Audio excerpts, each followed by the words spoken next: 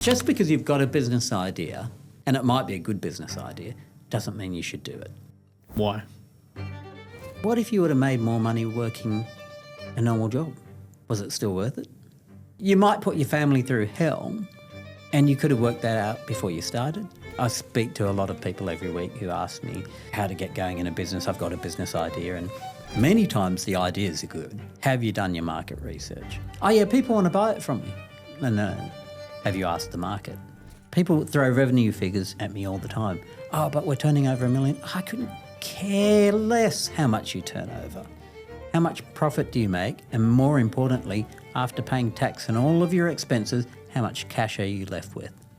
Because that's what you go home and you tell your family. If I said to you, Jeremy, you've got 10,000 hours worth of life, that's it. How discerning would you be in how you use those 10,000 hours? So if you went off and you spent 2 years building a business that you didn't do the due diligence on and it fell into the gutter, and you could have known if you did the work to begin with, you've just wasted 2 years of your hours. No, you just got to do the work. Yeah, there's no escape. It's like business. Yeah. Dude, you want to be successful? Do the work. Yeah. It's not magic. Yeah. Which is actually a good segue into what we want to talk about anyway. It is. And I think the beauty is there is no magic. And what does that mean? It means really anybody who's prepared to do the work can do it.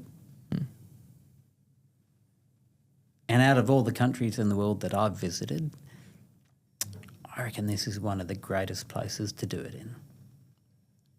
Can we start with that? Why Australia versus other? And I actually don't know all the places you've been to.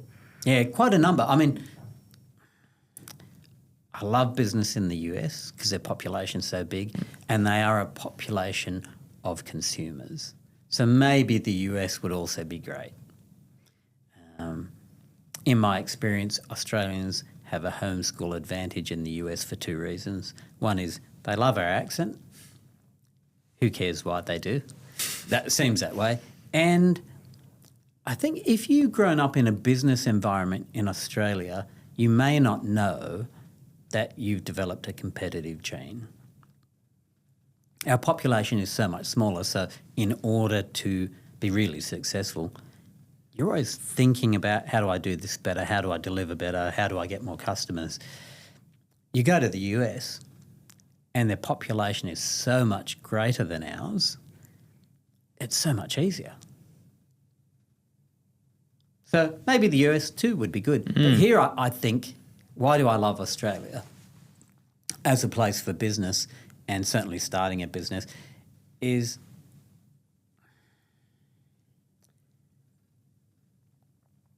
everybody in Australia will give you a go. If you're genuinely delivering something of value, people will buy it because it's of value. And I think that as a starting point is fantastic. Regulation's good. And let's not go into the tax tax regime. That might be another matter. That's probably going to be on the next recording. Well, potentially should be. Related to, yeah. But for starting a business, you're in a place where, look, if you fail, what's the worst that can happen? Really, you don't go stupid and commit every cent you've got to it unless it's something you're really certain about or passionate about, and you go, it doesn't matter. That's a risk profiling question, I think. But in Australia, we've got a social security system. If you're young, you want to start, you're not going to starve to death. And this is what I wanted to talk about, is just because you've got a business idea, and it might be a good business idea, doesn't mean you should do it. Why? Well, what if you would have made more money working a normal job? Was it still worth it? You might put your family through hell, and you could have worked that out before you started. So I think there's a lack of preparation. I speak to a lot of people every week who ask me about how to get going in a business. I've got a business idea, and many times the ideas are good. Yeah, actually, that is a good idea. have you done your market research? Oh, yeah, people want to buy it from me. No. I understand that you think people want to buy it from you, but that's just what you think. Have you asked the market? No. Right, so you've got a great idea. I think it's a great idea. The truth is we don't know who's going to buy it. How much are you going to charge? I don't know. I think it could be this. What do you base that on? Oh, well, I just think people will pay it. Well, now you're making up your figures. How did you come to that price? Well, you made it up. Your sales forecast in your head is based on, I think people will buy this. So already, we're on shaky ground. Mm-hmm. It doesn't mean you shouldn't do it. Doesn't mean the idea is bad. What that tells me is, you haven't done your numbers. So what if you did your numbers? You did a bit of market research. You found out, yep, this is a great product. People will buy it. And here's the data that backs that. Okay, good. You've built a pricing model. So you don't pull pricing out of the air. You go, well, in order for us to make a profit, this is how much we have to charge, and the market is willing to pay it. Tick that box. How many will you sell? And how come? So important, because people throw revenue figures at me all the time. Oh, but we're turning over $1 million. I couldn't care less how much you turn over. How much profit do you make? And more importantly, after paying tax and all of your expenses, how much cash are you left with? Because that's what you go home and you tell your family. That's what your family gets to keep. Now imagine if you went home and you said, hey family, you get to keep 40 grand after me spending all my time on my business. What do you think the family's going to say when you used to earn 100 grand as a salary? And in that year of building your business, you spent no time at home. Mm. Yeah, well, a lot less time, I imagine, compared That's to normally what happens. Yeah, right. So where's the payoff? Yeah. Now, I'm not saying that always happens. I'm not saying in the first year that's a bad thing, because sometimes if you do your research, you might go back to the family. I call them the major shareholder. You go back to the major shareholder and you should actually be accountable to put a business case to them. So, dear major shareholder, I want to embark on this journey. I've got a great idea. Here is my research around why I believe this will give us a good return on investment. And I'll love it. You'd want to love it. It might be that it takes 3 years for us to get a good return, because not everything works that quickly. Oftentimes it doesn't. So it might be in the first year, where I make 100 grand as a salary, we'll only get 40. And you might see me 3 hours a day. Are you good with that? Year 2 would look like this, year 3 would look like this, and then we're off to the races. And if it doesn't work, we can pull the pin. That way everybody's on board together. I think that's a missing conversation with a lot of the people that I talk to. People who are already in business, or those who are coming to you saying, hey, Hanif, I've got this idea, what do you think? Both, because by the time you're in it, it's too late. Yeah. Conversation should have been had. Yeah. So we're in disaster recovery mode because the angst has come. Because one party thought the other party, the major shareholder thought, oh, we're going to be doing really well, but suddenly we're not, and we don't even get to see you, and we're 8 months in, and it looks like our bank account has no money in it. I can't pay the mortgage. They're not all like that. Yeah. But I see it commonly enough. So I think the due diligence on the front part can save you a lot of heartache. There are a whole stack of businesses, Jeremy, that I've thought, this is a great idea. And I've gone and done the research and I've not done them. Because the idea is great, but we can't make any money out of it. Why would you do that? If I said to you, Jeremy, you've got I'm making this up. I haven't done the numbers. But let's say I said, Jeremy, you've got 10,000 hours worth of life. That's it. How discerning would you be in how you use those 10,000 hours? Extremely discerning. And it is a thought because we've all got limited number of hours. Yeah. They're not infinite. So if you went off and you spent 2 years building a business that you didn't do the due diligence on and it fell into the gutter and you could have known if you did the work to begin with, you've just wasted 2 years of your hours. Out of your limited hours. Just doesn't seem that smart to me. Yeah. And I'll put my hand up. I've been that dumbass person who's done that when I was younger. Done it a number of times, so I wasn't a fast learner. But the school of hard knocks has taught me, do your due diligence up front. It's not sexy, not even fun, but it might save you a lot of heartache.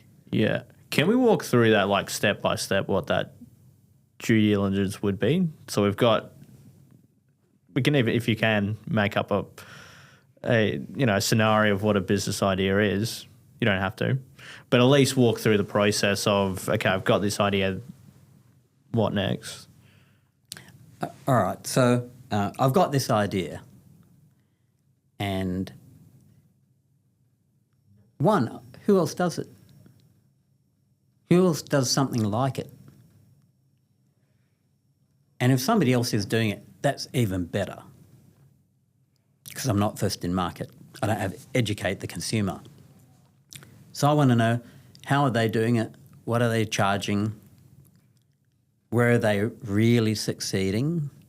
Where are they not really succeeding? Because that shows me the gaps. How does that work with my idea? So that's always my number one. And I look at what is their business model. So how do they get customers? Is it local? Is it international? How much do they charge? How long have they been going? Is there any information I can dig up on the internet around how profitable they are? You'd be very surprised with how much information is out there.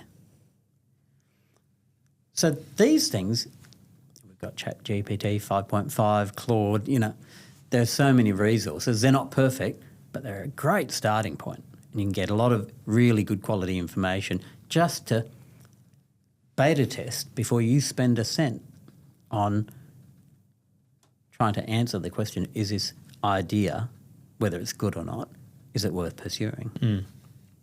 So I start there. I go, okay, all right. If I was to start it, what would starting look like? How much capital do I need? All right, so let's just say we thought, yeah, it's a low-cost business, but I need a marketing budget. I can see how the competitors do it. I could do this, this, and this. I think that would work. How much would that cost? Well, looks like I need 150 grand to start with. Have I got 150 grand? And maybe you do. You go, okay, good. Doesn't mean I should do this. It just means I've got the money. Okay, fine. Really importantly, how much cash is going to be left after tax and expenses? Because that's what counts. Why would you go and put your time and money into something that's not going to give you a return? And you can work that out pretty easily. How much does it cost to run? How much does it cost to deliver the product? What other services or people do I need inside of the organisation to make it run? And it's revenue minus your costs equals your profit. Minus the tax gives you a cash number. Now, there might be some other expenses if you've got loans or things. There's stuff that comes out. And you get an idea of, that could work. You haven't even spent a cent. That exercise might take you a day or two. If you get to the end of that exercise and you go, that's looking pretty interesting, now you do your proper due diligence. How do I know the information I got was correct? So you start to validate. I was going to say it's more of a validation exercise. 100%. Always validate. Don't believe what people tell you. Talk to everyone. Listen, learn, including all the AI models. They're great source. I use them all the time. But validate. Because come the time you go, I'm ready to push that button, you want to feel like, yeah, I'm pretty sure we should give this a crack. And if it doesn't work, pull the pin early, because some things don't. I've started businesses that didn't work. Had a great plan, did market research, go, yeah, this will work. And there are things that I didn't think about. That's part of the learning. Yeah. Things that happen along the way, you go, oh, didn't think that would be a problem. Yeah. Or regulation that changes. There's a myriad of things that could change. Don't be afraid to pull the pin. Yeah. Early. Can you give me something? You don't have to say what the businesses were, but some of the things that were unforeseen or things that changed that made you pull the pin? Yeah, absolutely. There was change in the regulatory environment. We go, okay, that's not going to work for us. I can see in a year's time we're going to have a problem. Yeah. There was a biotech company, really fully costed, had hundreds of millions, well, just over 100 million ready to launch. Wasn't my money. I had investors, and I was certain we needed 2 products just for risk mitigation. The first product, great. Target market, good. Volume, great. Profitability, like I was 1,000% secure knowing that would work. The second product, great product. We even had customers. So I could have started with a contract. So no problems on the demand side. On the supply side, I had issues with pricing. And I don't think the market was moving fast enough to reduce my input costs. And I reckon that would have sunk us. And it would have taken 2 years to do. So this is why I forecast, because it forces me to think about what if and how does that work. Because if I hadn't, I reckon I would have gone into that business and then I would have lost all of my investors' money. I'm not willing to do that, don't like it. So I made the call to pull the pin and say, not yet. Now, we still may do that project. It's still a world-class project, but it's still not ready. All the tech is awesome. It's one of the best projects and ideas I've come up with, I've got to say, and it totally floats my boat. And it's really big and ambitious, and it'll work. But that second product, to this day, and this is 4 years ago, I benched it. To this day, that product's not ready. The product's ready. The input costs haven't come down, and it's very surprising. So I ditched it. And I spent a lot of money on that project, getting it to where it was. We had it funded, so you can imagine. Yeah, I can appreciate that. So even at that point, I'd spent a lot of my own money on it, and I could foresee we had a problem that I hadn't been able to solve. So rather than go on the journey and have everyone at my heels when it's not working, why would we do that? We know what the inevitable is. So instead, put my time into other things which produce a good return, and I've got to say that was a great decision. Yeah. And like you said, it's benched. Like there's, you'll keep checking back in to see if the 100% timing's right. I watch. Yeah. Now, I'm quite happy to accept it may never happen. Or it happens in another iteration. It's funny how things come about. So I wouldn't say it's gone forever. But it's still not viable. Yeah. So don't do it. Why do it? Yeah. Could do something like, I don't know, host a podcast. What a great Not idea. that I make money out of podcasting, but I do enjoy it, and I get to meet lots of really cool people with smart ideas. So I think a few things. Really do a deep dive into what you're about to embark on. And even if you've just started, go back and do the deep dive, because if you don't mind your ego being bruised, there's nothing wrong with saying, no, it's not what I thought. And I've learnt a few things, and I'm better off pulling the pin now than suffering what's coming. And everyone in that position, if you're in that position today, you know exactly what I'm talking about. You know how it feels, and you actually do know what's coming down the path, whether you want to admit it or not. And there's nothing wrong with saying, yeah, this isn't working. If you're in that position, by the way, you don't have to always pull the pin, but you can go and talk to a bunch of other people who've got experience, and they might be able to say, yeah, you're right, that doesn't work. However, if you tweak this, this and this, I think you've got a different proposition. So they may help you reframe, and sometimes that's very difficult to do on your own if you're in that situation because the pressure's intense. Yeah, because you're really in the thick of it, aren't you? Yeah, I saw 3 people last week who were in trouble. And really good people. The ideas were good.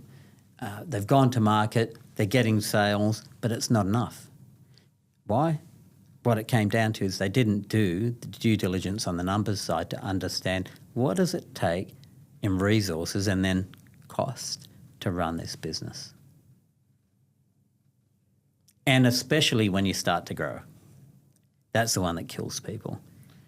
Because there's a scalability factor, like as in, what they... You're going to start employing people. Yeah. And the cost of employing people doesn't hit you until you're doing it. And a fairly common trait amongst people who start businesses is, I'll employ people and they'll work like I do. No, they won't. Yeah, okay, some do. And you just love them. They're the most wonderful people on the planet. But many people don't. And I was going to say, it might actually be, not might be, it probably is unfair to expect them to work like you. If you're working 80 hours a week, it's totally unfair. And some people do expect that, and okay, dude, that's not even realistic. The other thing is you've been working in the business on your particular product or service for years, and there are a bunch of things you've learnt that you take for granted. They can't possibly know that. Not going to happen. And it's your business. You've got the drive and energy to do it, and you love it. They may love it, but not to the same extent that you do. So their productivity won't be 100% compared to you. If they're producing 80 to 90%, you're doing all right. You're doing all right. But that comes at a cost, right? So you're saying now, I've got my business going. It's just me and my mate or me and my wife, and we're doing really well. We're getting too busy. We've got to hire some people. This is exciting. So you go off and hire people, and what you haven't taken into account is, well, I've got wages to pay weekly, and coming up to June, super to pay weekly as well. You've got tax bills. They may not be that efficient for the first few months. So actually, your productivity not only drops because they're not producing, you're not producing as much because you've got to teach them. If you have to buy product and demand's high, you've got to buy more product. So you've got revenue coming in and it's not increased yet. It will increase. It hasn't yet. But your wages have gone up and your stock holding's gone up. So more cash is going out the door. That's what we call working capital. How much money does it take to run this beast? And as you grow, your working capital increases, and that takes a lot of people by surprise. Like, oh, great, we've got these new contracts, and it is great. We haven't stopped to ask ourselves the question, how much is it going to cost me to run this contract until the money comes through the door? And where does that money come from? And if it's a big contract, you could be talking hundreds of thousands of dollars. How do you forecast that then? I mean, it's going to depend, naturally. No, it's not that hard. I'm going to talk very basically. Yep. There are nuances in this. But if you said to me, I've got a small mining services business and we're going great. BHP have said to us, we'll offer you a new contract in addition to what we've got because we love your work. You go, fantastic. It's a decent sized contract. It'll double the size of our business. So let's just say we're doing $2 million in turnover and we've got a net profit of, let's just say 200 grand, so 10%. There's no judgment in that, by the way, and no benchmarking. I'm just making it up. And BHP come along and say, we love your work, Jeremy. we've got this new tranche of work coming up and it's exactly what you were doing before in the same area, so it makes sense. We give it to you. Can you do it? And you don't have the staff to do it, but you think in your head, yeah, I'll just employ some people. How hard can it be? I'll buy some new equipment. We're all good. I'll train them. You've got to get certifications. So you go, okay, yep, I'm in BHP. So you sign this contract for an extra $2 million of work for that year. And you go, great, my business is going to double. Right, so how do you calculate it? Very, very broadly. You say, okay, that contract starts we're in the beginning of June. Let's say the contract starts in August. You go, okay, I've got 2 months. What do I need to do? I need to hire 2 more people. They cost me $150,000 a year each. I better start looking. It's going to take me a bit of time. I need to buy a bit of equipment. And then when I get them on board, there's a whole bunch of tickets they need because we do specialist work. And then I'm going to have to buy them some PPE and there's stuff I've got to do. Okay, that's easy. This is a very simplistic example, but it is as simple as saying, well, I'll start looking today. In a month's time, I'm going to be tired because I'll be interviewing people and working, but I own the business. I can hack it. So my revenue is going to stay the same. Good. In 2 months' time, I've hired 2 people. That's an extra $300,000 worth of wages a year, plus super, plus holiday pay, blah, blah, blah, blah, blah. How much cash do I need? Well, my wages bill goes up in 4 weeks, but my contract hasn't started, and my contract's on 30-day payment terms. So by the time I get actual cash in the door, it could be 90 days. So now, before my contract's even started, I've got roughly $30,000 a month going out the door in wages, plus I've got to pay for their tickets of all sorts of things. So in that first month, I might be up for $30,000, training costs, PPE, I've got to buy some equipment, we've got some modifications to make on it. I might be up for 60, 70 grand just that month. There might be some other things I need to do in the month after, before we start the contract. Oh no, that takes us up to the contract, doesn't it? Yeah, takes up to the contract. So let's just say we go, I need 60 grand before the contract starts. Get the contract started.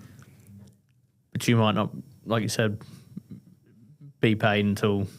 I start the contract. I've got to do the work. They're not going to pay me unless I've done the work, right? Exactly, yeah. So I'm paying these guys, that's 30 grand a month there. And it might seem like small figures, but if my business is only giving me a net profit of 200 grand, that's quite a lot, right? So we go, okay, there's 30, say 60 the first month. The next month might be 40 because there's other things I found I needed to do.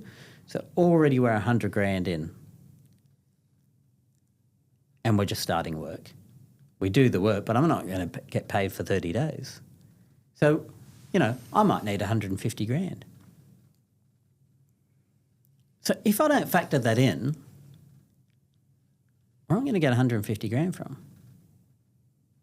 Now, if you've got a good business, the bank will lend it to you as an overdraft. Like, there are solutions, but think about it beforehand. How am I going to handle it? Because the last thing you want is to be under stress and pressure because you didn't think of it. And it might be much harder to do by that time. And then you're not concentrating on your work. Like, it's a flywheel of not very good until you sort it out. It's a flow-on effect that goes with it, So here's the other thing that happens. And it's kind of a beautiful thing in business, and it can bite you in the backside. You get that first contract. You go, this is great. I've got some money. The guys are on board. We'll manage it. People in business are great juggling cash flow. They'll hold back from here. They'll juggle this. They'll find a way through it.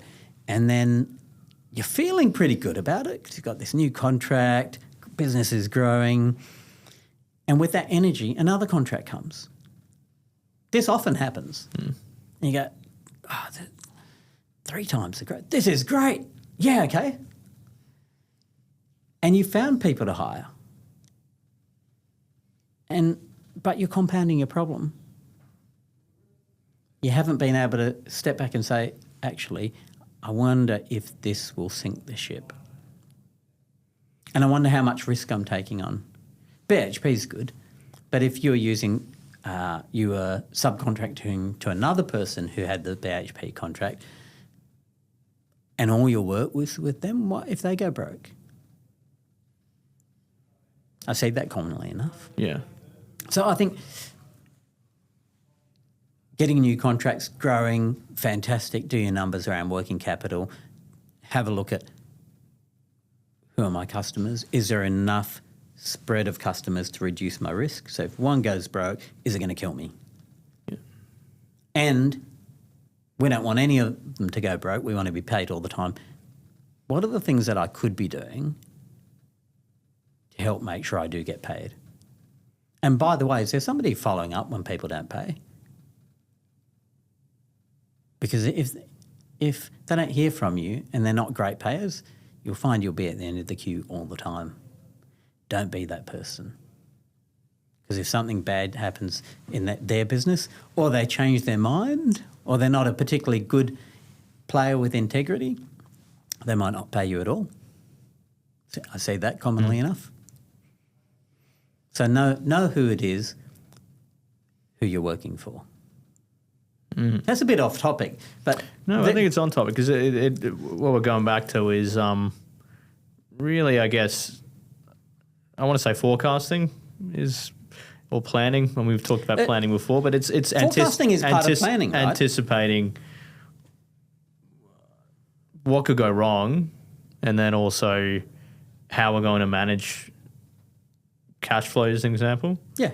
Yeah. So forecasting is part of your planning process. It's just the numbers side. Yeah. And at the end of the day, you want more cash in your pocket than what you started with. Part of the reason you did it. You want your family to be better off.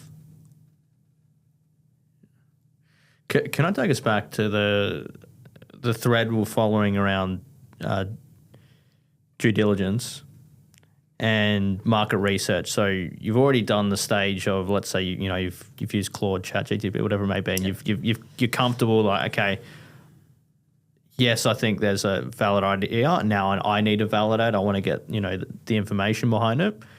In the case of market research, what sort of things would you be doing? So let's say you've already established maybe that there's, several other businesses out there doing the thing you want to do, whatever it may be.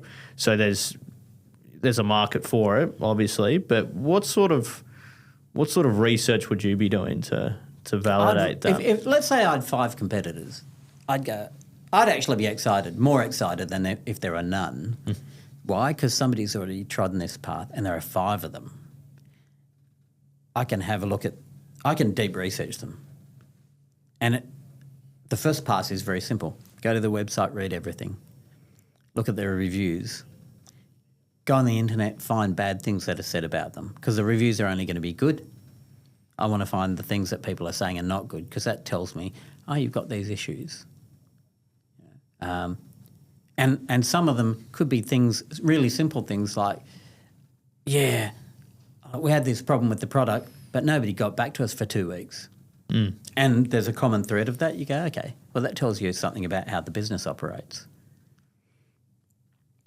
So you can operationally get a really good view of how they turn up to customers by deep researching their website, going in, seeing their reviews, seeing what not very good things are said about them. I think that's the first pass. If they're a public company, all of their financial information's available online, so you can pull that. How long they've been around. If they've all been around for a year, you don't know whether that business is sustainable necessarily, because they've only been around a year. So I would start there. So you'd look for length of... Yeah, if they've been around, one of them's been doing this for 5 years, I'd go, well, that'd be a pretty good indication that... Yeah. And have they been doing the same thing for 5 years? How big is their database? How big's the readership? Because you can find that out. You go, they've been doing the same thing. Great. The market still wants it. Oh, that's good. And in the meantime, these guys have popped up as competitors. Great. What are they doing differently? How much of the market have they got? How many followers do they have? So social media is great for this because you can find out. You go, okay, roughly, this is what there is. And then you can look at depending on the product or service, what the addressable market is. How many people around the world, if it's international, would want this product? What do we think? How much of that do we need in order to run a successful business with enough cash return on investment? How many people would we need? It could be only 1% of the market, but how are we going to get the 1%? And why would that 1% buy off me instead of you, who's been around for 5 years and is already trusted in the environment and everybody loves you? Is it going to be a race to the bottom? So if it's a widget, so we're all selling these, and you go, yeah, but mine's cooler. Why? Because it's got this electroplated case and it's cool. This is cool. I was about to say it. It really is. It's cool, man. But if there are 5 companies doing that and they're all cool, well, guess what? I'm the consumer. I'm going to go and buy Jeremy's because his is $6 instead of $10. And the only thing my competitors can do about it is to say, all right, we'll sell ours at $5. And then you'll sell yours at $4. And then $3 is the cost. How low are you going to go? Now, you might say, you know what? Because it's that product and I don't manufacture it, you might go, my idea is to get in for a year and get out. I'm not doing this forever, but I reckon I could make a serious amount of cash for a year or two, and I'm happy with that. I've got a good plan around it. I know it'll work, and then I'll get out. Or if I get enough market share, maybe my biggest competitor will say, why don't I just buy him out, right? So here's the other thing that often doesn't happen, is that you go into business without thinking about the business as an asset. So I'm putting all my time and energy and some money into this thing. Is the thing, the business itself, worth any money? Because if I organise it correctly in such a way that somebody sees value in it, actually the business itself has value. So I could sell it. So sometimes with some businesses, you look at it and you go, this is great. I spent the last 10 years building this business and the cash return's been fantastic. And now because of how I've built it, it's worth $5 million. And somebody's willing to pay me $5 million for this business. And you go, perfect, that's exactly what I wanted. That's doable. Yeah. And it happens. And it does not happen by accident. You hear a lot of stories about people who start up businesses and in 2 years they're rich and they sell out. That does happen, but it's not the common. It's right? the not the norm. sort of exception than the rule. Yeah. Look, for most businesses, by the time you get into it, you really make something of it. It used to be 10 years. It'd take you 10 years to build a business. I think it's 5 to 10 now. We're getting compression for lots of reasons I won't go into now. But I think 5 to 10 years, you'll build a good business with some value. Okay. We were talking about the phrase working on your business, not in your business. Yeah, that cracker. Well, what does that mean to you for starters? And then why do you think it's maybe not as relevant as people think? That's very polite. I'll call bullshit on it. I think it definitely has its place if you've got a business of a certain size in a certain industry and you've got a view of exiting at some point or holding on to it, and there'll be a reason. So let me couch this more eloquently. If I'm an electrician and I've got a good business with 2 guys who work for me and I enjoy the work, and maybe my wife does the books, that's relatively common, nothing wrong with that, and we make good money. We're having a good time and life is good. And that's all you want. That ticks all your boxes, you make enough money, you've got some investments happening, life's good. If that's what you aimed and you set out to do and that's what your family wants from you, you spend enough time with the family, everyone's happy, and that ticks all your boxes, you achieve your goals, what's wrong with that? Why wouldn't you just keep doing what you enjoy? The owner on the coalface will always, win over clients. They'll navigate a path, make peace if peace needs to be made. The jobs are generally better because they're at the front line. That's where they started, that's what they're really awesome at, and that's why the business is so good. Maybe it's less common today, but I still see it, a prevalence of, but you should be working on your business, not in your business. Well, what for? If you said to me, well, we've got higher aspirations, and in order to do that, the business needs to be bigger, and we really probably need 10 to 20 guys, because I've done my numbers, and that's what it tells me. And in order to do that, I probably do have to come off the tools to do this, this, and this. Then I go, okay, fine. But what if you said, I want to do that, and I hate doing this other stuff. I was never good at it. Don't really want to be good at it. I feel like I'm forcing myself to do it. I enjoy being with the boys and on the tools. I'd still maintain you should do that, because provided you pick the right advisors, there are other people who can work on your business with you and leave you where you add most value. And by the way, that's actually where the value's added, not back here. This is the ideas box, this is processes, this is systems, this is marketing, important for growing revenue and profit. But none of these people have the skill to go and do what you can do on the front end. And that's where the money's made or lost, right? Yeah.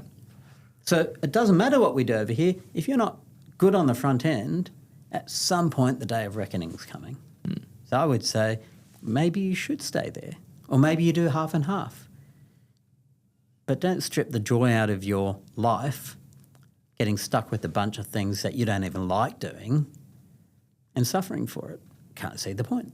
So I'm not saying there isn't a place, but I'm saying it's definitely not for everyone, and definitely not in every circumstance. And so, it sounds like it's a case of evaluating where you're most valuable and where you're most effective, right? Yeah, and what you enjoy. Yeah. And sometimes, even if you did that, you'd be better off employing someone to do it because they do it better than you. Yeah. So why wouldn't you? Yeah. I had this conversation with the lawyer, I think it was yesterday, and I reckon he's listening. I won't say his name just in case he doesn't want me to, but you know who you are.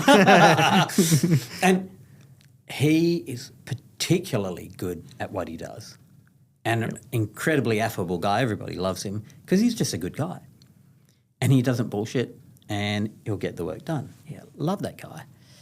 And somebody had asked him, how big do you want to get? I don't even think that's the right question. Big for the sake of what? So you don't need to, if you want the business to be your master and you be the slave, then ask that question. And good luck to you. Because the business will win. You'll be the slave to the business. But if you said instead, you asked yourself the question, what do we want as a family out of this? Well, you might find, maybe I only need 2 people. Who cares how big we are? It's not the size of the organisation that may matter, unless you've got lofty goals in mind. And, there are reasons you might scale. So I'm all for scaling, by the way. I do that. But sometimes you go, it's not appropriate. Yeah. So one of the things I do in the finance agency in the private section is, my motto is, how do we help you make more money and keep more money? And I think it's almost as simple as that. Yeah. You sometimes you forget that last bit of it, keep more money. Yeah, you've got to keep it, yeah. So, in the finance agency, we do debt finance. We're not financial advisors, so I never put myself out to be something we're not. We do know a lot of stuff. And I've been growing and running businesses for a few decades. So there's a lot of information to share, and we've got really good quality professionals in almost every discipline you can imagine. So we say, well, actually, that's a good technical question, or I do know the answer, here's my answer, but I'm not the professional, let's go and consult one because we should. And there's a place for that. So we do things properly. But in our business, we just go more than finance. We go, well, finance is a transaction, let's think longer term. What do you want? What does the family want? How does that work? What have you got in place? Maybe the structures are wrong. Maybe you don't need to do anything. Everything's cool and we just need to restructure. I did one of those the other day for a business. They go, no, we don't want to grow. We're happy. Okay, that's cool. It'd be great if we could reduce our expenses because our wages have gone up, but we can't charge more. Common story today. We go, okay, let's have a look at your loans and where you're leveraged. And so we did a debt restructure and we saved them $70,000 a year. And that's pretty significant. So there are things you can still do if you didn't want to grow, or if you said, look, we're okay, but I know my wages bill's going up, but I can't charge more. It means your margins are going to be squeezed. So you look to cut costs. Otherwise, your return on your investment's just dropping, right? Yeah. And also the value of your business is dropping. Yeah. So we go, okay, we're here to build the asset. How do we do that? What else can we do? And sometimes it's just a matter of, well, we'll tweak a few things. That'll buy us some time to think about what else can we do in this business that adds more value. Yeah. How do we grow that value? Yeah. There's lots of stuff. I could unpack this for years. Yeah. Yeah. And that is primarily what you're doing with private? Yeah, in the finance agency, in the private space, they're the things we talk about. We go, okay, well, let's think long term, then look at what have we got today. How else could we cut that up? And sometimes there are simple things we go, just do that for now. Sometimes it's a more complex matter that, okay, let's map this out. We might knock this out over 2 years. And I just work with clients over years to do it. Yeah. Great. It's fun. I love people to win. I just want everyone to win. Yeah, really, yeah. I just want everyone to win. And sometimes perhaps I come across a bit negative, but I do it from the space of, I want you to win. Yeah. And if I don't share these things and put these ideas in your head, you might lose a bit. And I don't want that to happen if we can prevent it. So let me share the good, bad and the ugly and what I see actually is. Yeah. With the view to saying, well, can we do better? Can you do better? Can you keep more cash in your pocket? Yeah. Can you make your business worth more money? It's a grounded perspective, isn't it? Like providing that grounding for your clients. Yeah, it took me years to learn. A lot of trial and error, Jeremy. Decades. Yeah. To come to the grand conclusion of very, very simple things that probably everybody does know at some level, to go, oh, yeah, I know I should do that, but... And mostly the but is, I'm not good at it, and why am I not good at it? Because I've got no interest in it. It's boring. I'd rather be doing what I'm doing. So to get somebody else on your team who goes, well, okay, that's cool, let us look at that bit, we'll come back to you, have a discussion, you decide what you want to do, we'll help you implement it. Yeah. Makes it easy. Got to have a good team behind you. And that's what you'll do when you start building your business. The team is totally critical. You'll win or lose based on your team. Probably need to do an episode on that. I would love to. I don't even know what you'd call it. Not recruiting per se, but building the team and the environment around you to thrive. And what does that look like? Yeah. Yeah. Why don't we do that? Yeah. Why don't we do that? Because I will say that in my experience and my observations over many decades, ideal team to get around you will be a different team that you get around me. And it sounds simple, and you go, yeah, of course. Well, why don't we all do it then? Why doesn't everybody who's growing a business have a great team around them? Why doesn't that work? What are we not thinking? What are we not asking? Crucially, what is it we don't understand about ourselves? Or what is it about ourselves we don't want to understand that gets in the way? Yeah. And it's not to say people shouldn't be accountable and take responsibility. I'm very big on that. But sometimes we choose people for the wrong reasons, and they're not the team the business needs. Yeah. Shall I throw another thing in, just because? Yeah. What are you thinking? Oh, that question is too big. Now you're going to get it. You can reverse engineer what a business needs rather than what you need. So if you said to me, we've got an organisation and it's a mining services contract, I'll just use that as an example. And this business has a stack of opportunity. We go, okay, well, let's just map out what that opportunity looks like. So operationally, it's got a forecast. I'm not a numbers man for no reason, because the numbers are important, because we want to keep more money in your pocket, right? How are you going to make sure that happens? Right. So we need some control. So you map it out, and then you think about, forget who's in the business now, even forget yourself. And if you remove yourself and all of your current team, and you look at that business and say, if that was a new business and my role was to staff it, put the best people in there, what would the roles look like? Who would be doing what? So that's a beautiful piece of reverse engineering, because then what you do is you go, okay, the ideal organisation would look like that, the roles would look like this, compare it to what we've got. Oh, I forgot one critical element. What are the behavioural traits of the people who take each of those roles? Now match it. And you'll see your current gaps. And sometimes one of them is you.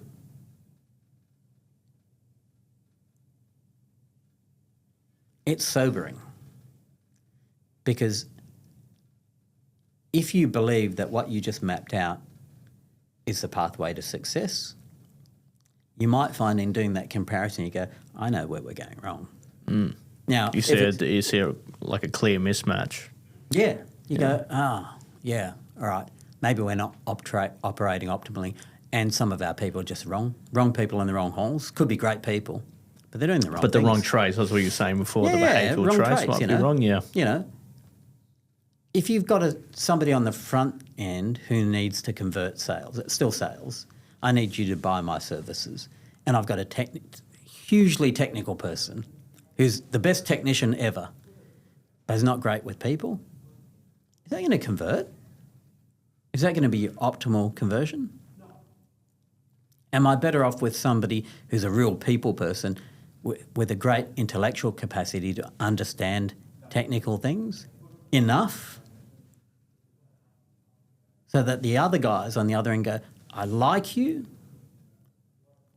you seem competent, and I trust you. All right, I think we can do business.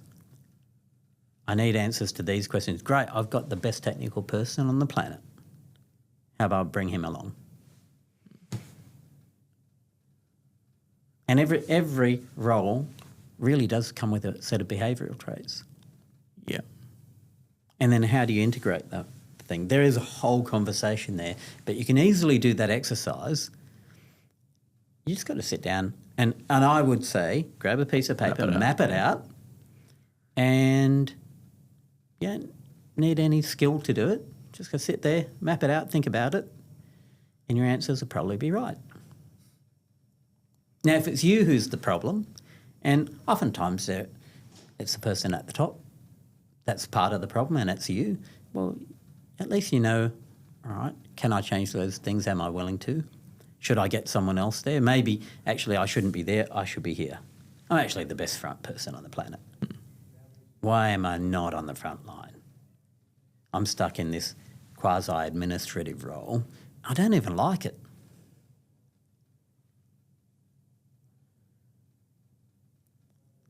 I think that in an organisation could make you a lot of money if you did that exercise. Yeah. It's the potential. If you're a medium-sized company especially, you're not mired with massive bureaucracy yet. So if you're medium, I reckon you can make a crapload more money just by doing that exercise and discovering, we just need to tweak a few things here. You don't have massive bureaucracy holding you back. You go, if it's a private company, perfect. You got the flexibility and the you can make the ability change. to be able to make those changes. And you know the people. You properly know the people Yeah. because you're not a corporate. You don't they're have not just a 1,000 name on a employees. page. Yeah. You actually know them because you work with them every day. And go, Jeremy, you're a great technician. I could rely on you for anything. How do you feel when you're interacting with people on the front line? You might go, sometimes it's a bit awkward. I go to those things, but I don't really enjoy them. Would you be more comfortable just doing technical and doing a bit of this? Yeah. Would you want to swap roles? Yeah. Happy to. Yeah. Because it's the natural fit. Here's another misnomer. I reckon, this is my personal opinion. When people say, find out what your strengths and weaknesses are, I think that's a good exercise. The awareness is great. And then work on your weaknesses to make them into strengths. What a load of nonsense. Clearly it's opinion, but I believe it. Yeah. I'll tell you why it's nonsense. Yeah. The reason why it's a weakness is because you don't like it. You don't like doing it. It doesn't come natural to you, so you don't put time into doing it. So what do I say in my business? I look at my people and go, well, let me take your strength because you obviously are good at it because you like it, and let's push that as far as we can.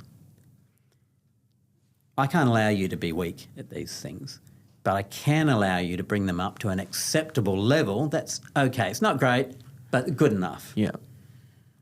I've probably got that person humming optimally now because that's never going to become a strength. And it's delusion to think I'll send them to training courses and bloody do whatever I want to try and coax them to be better. They're not going to be better. And if we're talking about speed, I talked about compression before.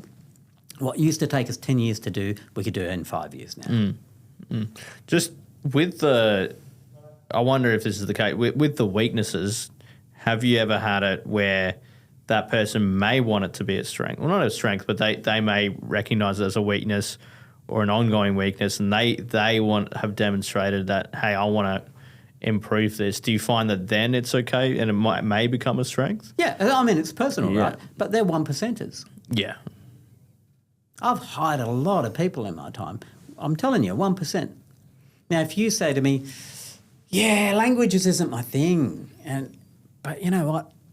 I reckon I'm just going to learn Japanese.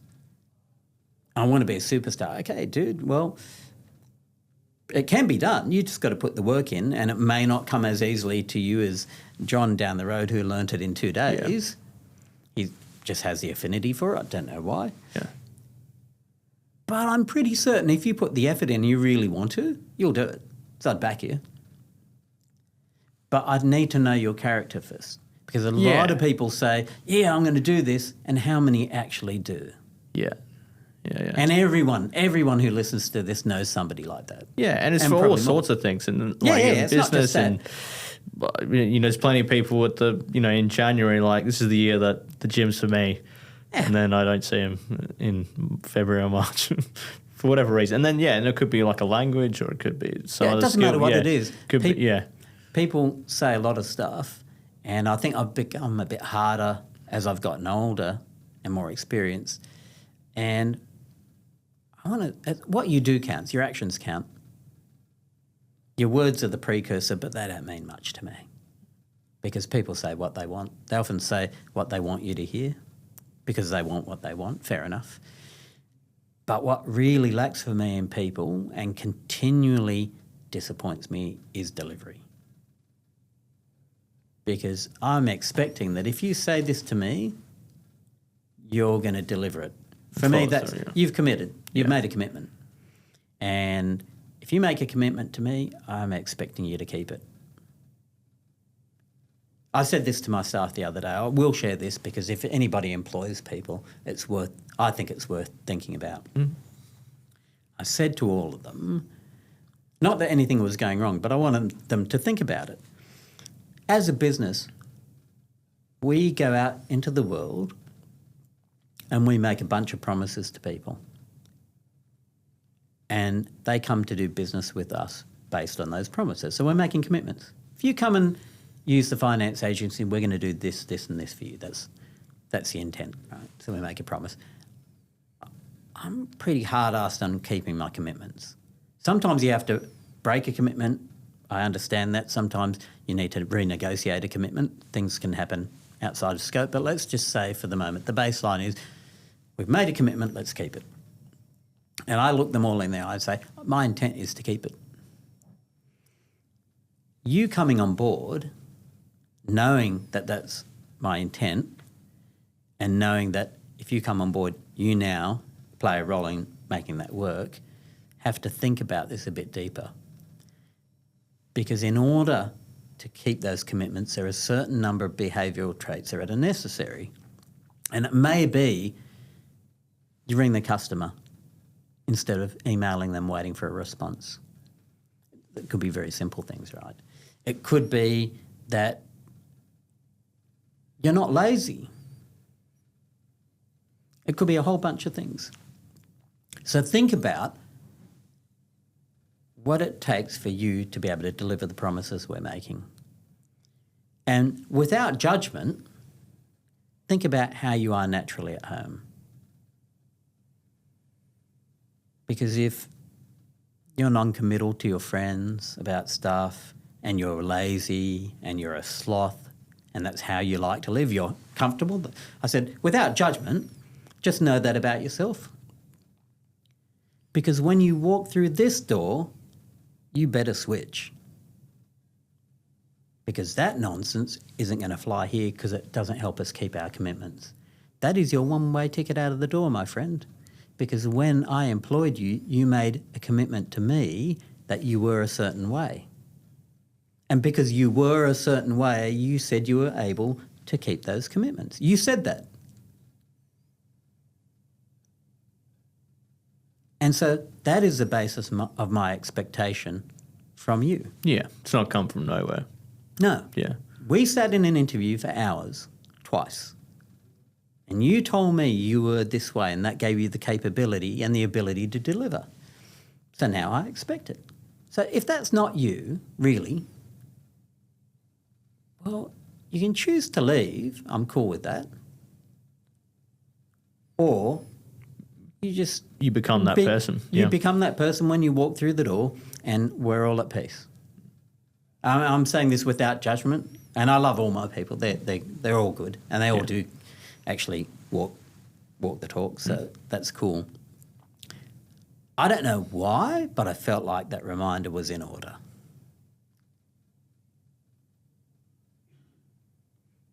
And I think that's worth considering. Anybody who employs people, just have a think about that. Because it's not all on you anymore. If you're growing a business, you're making commitments in the world, you're relying on your people delivering to keep those commitments. And these are behavioural traits. They're not skills.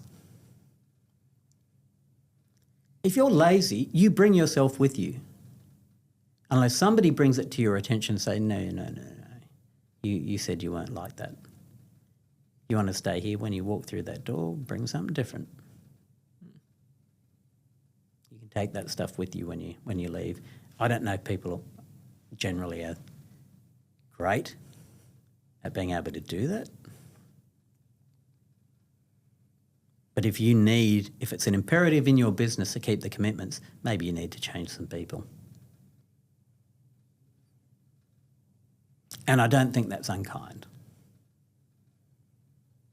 Because if you put yourself in a person's shoes who's trying to deliver something that they don't really want to, and it doesn't come naturally to them, they too are suffering. Yeah. Do you think they're enjoying it? Do you think they're enjoying their colleagues looking at them knowing, yeah, you're a lazy ass, we're having to pick up after you? Why? Because we're on the journey to keep the commitment and you're not, so we're having to pick up after you. And you as the employee, you know it. You won't talk about it, but you know it. You're not stupid. But you feel uncomfortable about it. And the resentment's building and you'll feel that. So it's not good for anyone. And management's job and the job of anybody in a leadership position is to notice it and not let your good people suffer and pick up after other people, because then they'll lose trust in you as a leader. That damages your culture. How's them apples? We've covered a lot of apples today. Yeah, there was a whole barrel of apples, and I started on one, Jeremy. Maybe there's a few more conversations to come. I think so. But I would be interested to know if anyone found that useful at all. If you could post some comments, that would be helpful, because if you want to hear more of that stuff, or more, let's just call them pearls of wisdom, because some of them have come from trial and error. Yeah. Happy to share. Yeah, great. And normally, because it's the guest gets this excitement, but maybe just remind people that the main sponsor of this podcast is currently the only sponsor of this podcast is the finance agency. So maybe talk about that and what you do with companies specifically too. Yeah, it's an interesting, let's call it a hybrid model. So the finance agency is a finance broking business. So if you wanted to get home loans, car loans, business finance, absolutely the place to go. No two ways about it. If you wanted another level up and you said, yeah, but we want to grow this thing, we need a good sounding board, or you wanted some consulting to do with that, that's in our private space. If you wanted help with wealth management, we've got some good partners inside of that space we work with to go, okay, well, we can help you grow your wealth as well. So it's a good hub with a decent-sized team that can help you through the whole journey. And that's what we actually designed the company for the whole journey. We do have people who just want to buy their house and they're just starting out. We've got people in businesses of all sizes, including small corporates. And it's a lot of fun. I love it. Fantastic. Great. And we'll have those details in the description, Hanif. Yeah, there you go. Thanks, Jeremy. Normally it's me saying, hey, Jeremy. Yeah, Thank you. You're welcome.